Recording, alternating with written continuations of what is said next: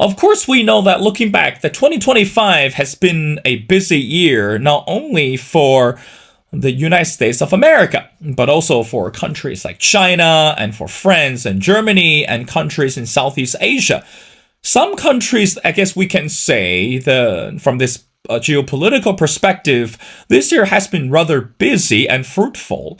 But for some other countries, that 2025 surely has a lot to think about and also what we should expect in 2026.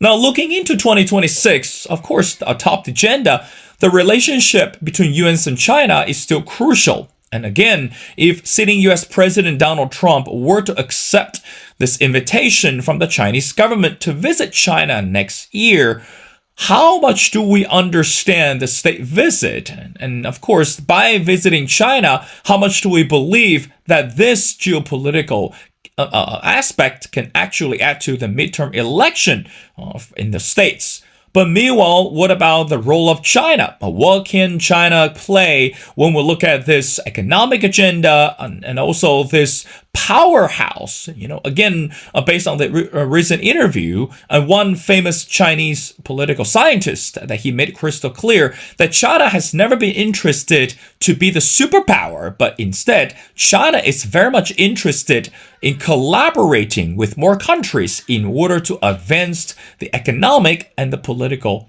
agenda. Well, ladies and gentlemen, it's my great honor to invite our good old friends, Dr. Michael Patrick. Again, if you follow our show, it's been a while since we talked to Michael regarding the geopolitical change. And of course, that if you follow Michael's social media posts, and he surely has a lot more fascinating things to say from his perspective, and especially about the US and China. Well, Michael, welcome back to the show, and Merry Christmas to you and to your amazing family. Well, Merry Christmas to you, Will. Thank you for having us on. It's Christmas Eve here and there, and so there's so much going on, and that's now taking my attention away from the seriousness going on in the world in kind of a relief few days of just celebration with family. And so I hope you are doing well there as well. Well, of course, Michael, based on the survey, majority of our viewers would like to ask you what you are going to get for Christmas, but I'm going to ask that question at the end of the show. But let's talk about something more interesting. Again, looking back since the year 2022 until 2025, the war in Ukraine surely topped the agenda and also continued to draw the news headlines. Now, I want to read something to you that came out recently from the Washington Post. It's an editorial piece, but also co-authored by Mitch McConnell. Again, it's a well-known politician from Kentucky. This is what he wrote, and I quote, "Russian isn't winning. Putin wants to fool you. Putin's hope is that US will somehow convince itself that Ukraine can't succeed and don't fall for it," end quote. Michael, from your perspective, why do you think that today, as we're looking into the end of 2025 and look into 2026, how do we assess the war in Ukraine at this moment? And also, how much do we understand that President Trump had a plan initially, and then he sent the envoy to meet with the Russian leader and also with the Russian government back and forth many times, but today, how come that we're still not seeing the progress from the Russian side? And also, what about the expectations from the US government? Your thoughts? Well, thank you for opening with a rather remarkable article that was basically telling the truth about some things that is not yet comfortable for many people to talk about. But that is that the conduct of the war has changed. And it has revealed a lot more about what's going on with Donald Trump in the White House and what's going on with Putin. And basically, I look at it as two acts, like watching a play, in a three-act play. The first act is basically over. And that is when the United States was going to get behind and deal with Ukraine and support Ukraine. They were on again, off again. We didn't know what. That's why you saw that back and forth, promise to provide missiles, then not deliver the missiles, all kinds of things that were happening with the United States. And you kept going, what's going on? And of all of the people to choose to go do negotiations, two people, neither of whom have a great deal of foreign policy experience, at least in a governmental level, to be able to carry this forward, but certainly to speak for Donald Trump. And what we found in this whole thing was the approach to it. I mean, as you will recall, the first draft of a 28-point plan was actually, interestingly enough, originally written in Russian and then translated into English, which had everybody asking questions like, where did you come up with this? And so without trying to get into all of that intrigue, just to simply say that this deal was approached fundamentally like it would be a business deal. And that has some strengths and some weaknesses to it. But the art of the deal was a business deal. And that's why you saw Trump talking about doing this kind of fast dash diplomacy with all of the pomp and circumstance of Alaska, and then having follow-up meetings, a great deal of attention going on, but also bringing in some side deals that could be done between the United States and Russia to sweeten the pot. At some point, the United States is getting tough with Russia, or appears to be, with the sanctions and rolling forward in the cost, but quite frankly, never really empowering Ukraine to really go in and do what Ukraine was showing it was doing on the battlefield. And what has happened through this whole thing is, I think Trump has withdrawn largely from putting a lot into the success of Ukraine, even though Ukraine is showing success on the ground. I mean, they just recently disabled a nuclear submarine in Russia, Russian waters at a port. They are going after all kinds of energy infrastructure, and it is cut in as much as 30% into oil revenues coming into Russia. So Ukraine has been standing up. I don't know how many times we heard Putin try and declare victory over one small rebel village in the middle of Ukraine, and the Ukrainians are the ones flying the flag today. They're still there. Russians and Ukrainians still battling it out over a small piece of territory. The Ukrainians are holding in there. It appears that Trump has reached a point where he's not going to do the kinds of leverage that would be necessary to bring Putin seriously to the table. Putin was already ridiculing Ukraine before this last series of negotiations were held. He's made it very clear he doesn't see any advantage to moving forward. He thinks he can take the territory. And there's another part to why he thinks that. But nonetheless, we have seen, I think, Trump say, I really can't do any more here. He was furious that that Ukraine stepped, my country's straight, that Europe stepped in on behalf of helping Ukraine, because Europe sees that the war's already started. If they want it to take place on Ukrainian territory and not in their own borders, that they need to make sure that Ukraine is successful. So we've seen that's where the movement has been, is Europe stepping up to the plate. In Act 2, as Act 2 gets underway, we now see Europe beginning to take the lead. And they're prepared to do what is necessary to bring Putin to the table. So I see that while the world wants to watch what Trump's doing, I don't think we're going to see any new dramatic moves by Trump regarding pushing harder on getting Putin to the table to negotiate. Ukraine, they blame Ukraine, but Ukraine was coming to the table and was agreeing with some serious demands that Europe and others were putting on them to put something on the table. Not so with Putin. So any movement we see in the first part of 2026 is going to come as a result of actions by Europe, not necessarily by Trump.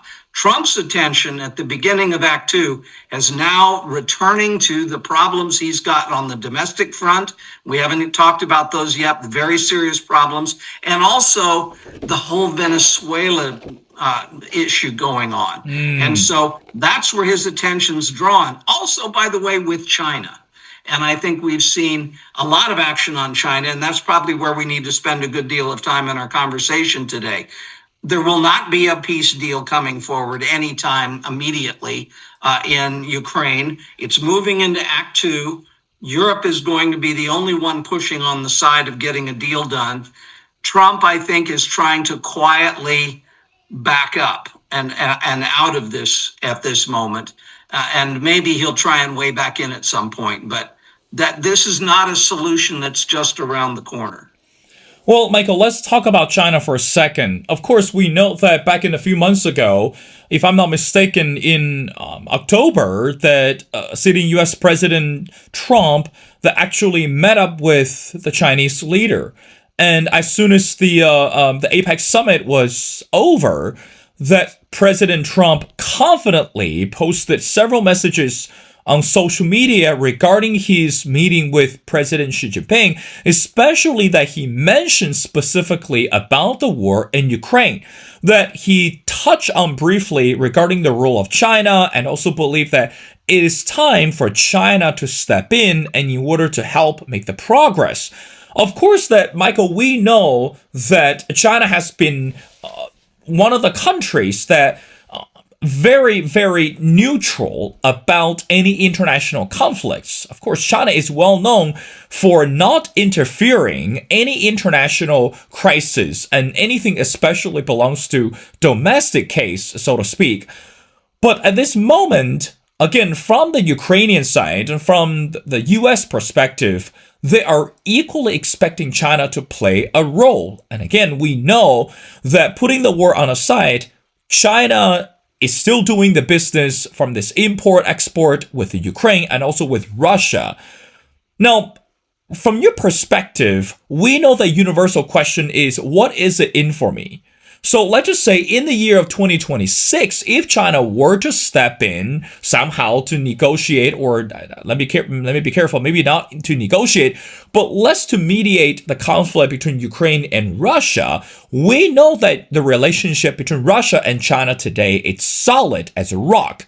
But what would China get in return if China were to help Ukraine? And also, how much do you think that the Ukrainian government can trust China in terms of finding a better solution? What do you think of that? Well, I think there are two major events in 2026. One in April, where I think we'll likely see a summit with President Trump and President Xi. Where there's also in November, the November elections are going to weigh in on this in next year. So those are two big events. But there is an undercurrent going on over some significant issues with China that are going to affect downstream the Ukrainian question. But of those particular issues, one has to do with trade and the whole question of advanced AI chips. And the United States has had a real ban on providing some of these chips to China, which has kept China behind the curve a little bit on the AI chip development issue.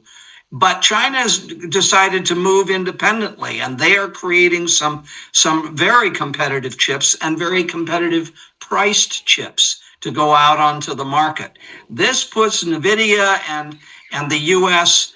At a bit of a disadvantage if China suddenly weighs out with its own set of chips and starts selling them on the open market.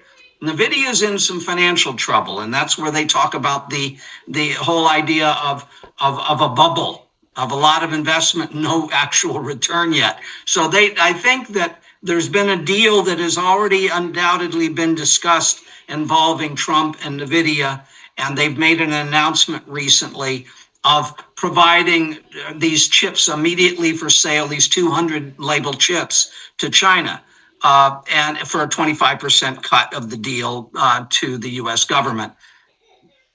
Xi Jinping has said, hold on, I'm not sure what we're going to do about buying those chips. We're advancing and establishing our own approach to this situation. I think it was a way of kind of helping NVIDIA out a little bit with some sales. But at this point, we don't know where this is going to go with China. But China is definitely now going to be a significant player in closing the gap on AI and competitiveness. And how much that may affect this AI bubble in the United States investment, particularly globally, I don't know. And we're kind of waiting to see how that plays out. But China's definitely stepped into a major role there. I think that's going to have a lot to do with the economy and what we're going to see transpire in the first quarter of the coming year. So that to me is something definitely worth watching. China has its own investments and its own interests in Russia.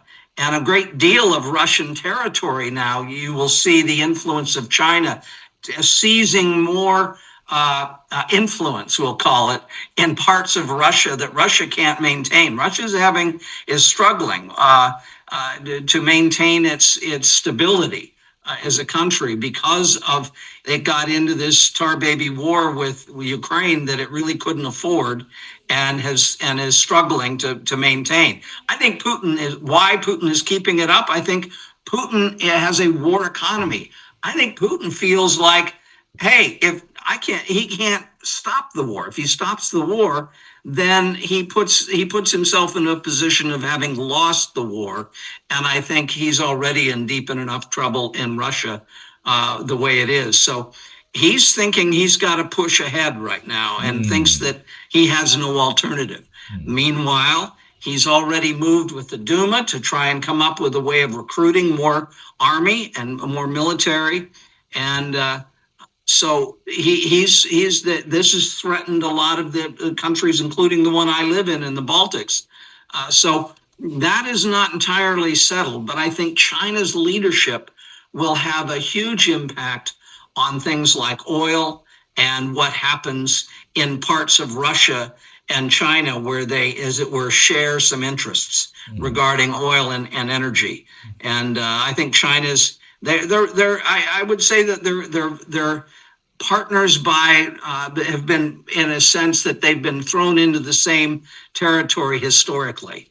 But I think China really will be in the position to call the shots in much of Russia, actually, in the next year or two. So we'll see. China will have an influence, but I think that it's going to be a measured influence that will help Putin to decide it's time to settle his issues in Ukraine and move on to more important things to benefit Russia.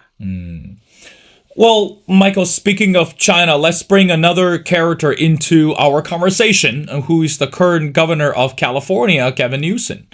And again, based on the social media post that recently Gavin Newsom started his, I guess we called it pre-2028 presidential trip. Again, he tried to hit the states as many as possible. Now, during one speech that he gave, if I'm not mistaken, is in the state of Texas, that he strongly condemned the behavior of Donald Trump. But meanwhile, we know, based on the statistic on survey, that Gavin Newsom seemed to be more popular than Donald Trump, especially when we talk about China. And again, Gavin Newsom criticized Trump's trade war against China and also criticized Donald Trump's biased opinions, and especially when it comes to AI towards China, this competition. Now, let's talk about the midterm election. Again, you mentioned that November election in 2026 is crucial. So from your perspective, why do you think the Democrats at this moment all of a sudden started to wake up and realize, oh, we need to do something at this moment? Not only that we need to put a couple of front runners to wake up the voters, but also we need to really hit the ground, start to get ready. Again, we're looking at Gavin Newsom, we're looking at the Pennsylvania governor, Josh Shapiro, and also a couple other names out there. So what are the Democrats doing at this moment? And also, how do you think that their strategies can actually hurt Donald Trump not only domestically, but also create international reputations. What do you think of that? Well, Donald Trump has been very active. He's like your overactive child. He's out there on the stage. He's creating all kinds of opportunities. He's addressed some issues pretty straightforward. He's got a number of things on the table that he believes is going to help him in November with benefits and affordability for Americans that he's trying to work through on that side. I think the Democrats have decided they really do have to remake themselves and change their language and remember who they need to be appealing to. They made all kinds of mistakes in the last election. It's easy to be an armchair quarterback and peel that apart. But I think they're trying to get ready, and they're in a position where they really could take over, for example, the House of Representatives, and we end up with a split government again in the last couple of years of the Trump administration. He's moving towards being a lame duck, and so he's trying to close some deals. The Venezuelan one is a fascinating experience there, but you can expect that one is right at the crux. We are going to see some change happening regarding Venezuela in January. There's no escaping it now. They've come to the real loggerheads here, and we're going to see some actions taking place. I'm not sure entirely how that benefits anyone else. China has a role to play in it. Okay, China has been a place that has gotten oil and other sorts of things from Venezuela and been involved in that. So they have a piece of the puzzle. China is really a heavily influenced and influencing in so many areas of the world these days. When you become a global superpower as China is, everything going on the planet in some way, I think the chips, the AI chips, big issue for them to talk about. And but Venezuela, we're going to see change taking place in January. Question is what that is. I don't know.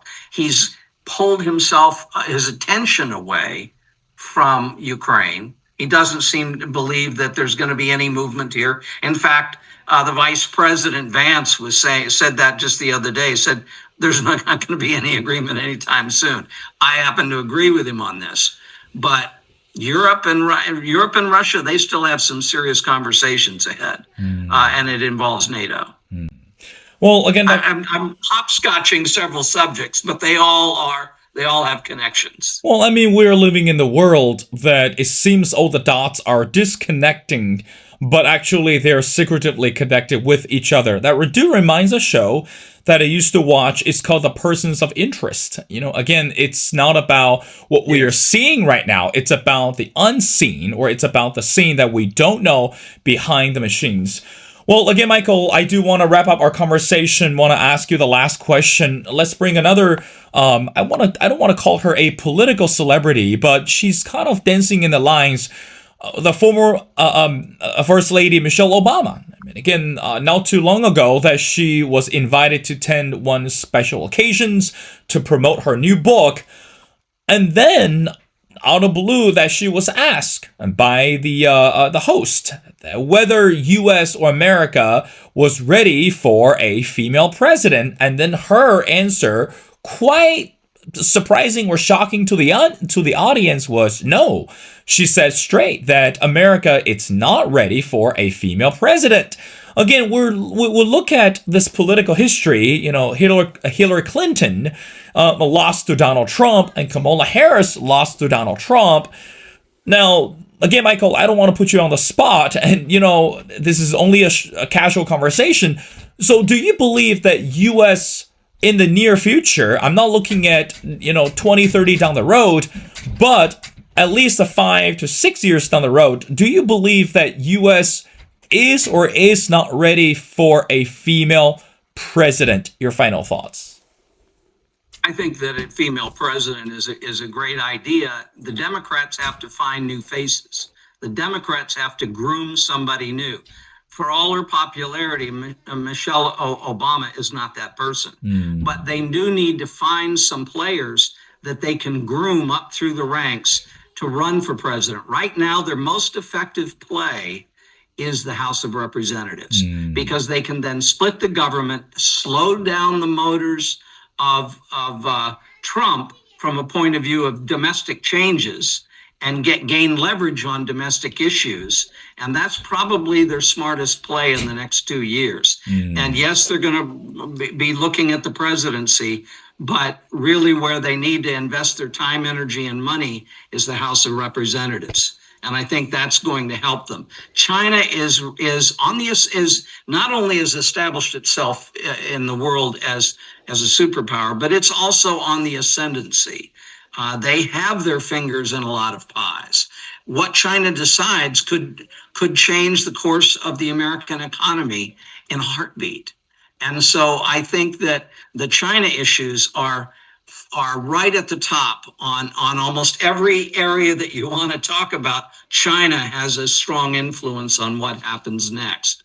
And China has its own issues. I think that everybody's watching. I sent a note to a friend of mine who is a great China watcher and asked him about which has to do with demographic changes inside China right now. And I said, how is that going to play out in the whole AI struggle and the future of China and AI? And I'm waiting to hear his answer, because China is going through its own changes. So fascinating to watch what's happening in Asia. It's not far away. We used to think of the world as so big, and China, that's the other side of the world. It doesn't have any influence. We all know baloney, that the world is very interconnected. And so you have to watch multiple players on the board to keep track of any one issue you're interested in.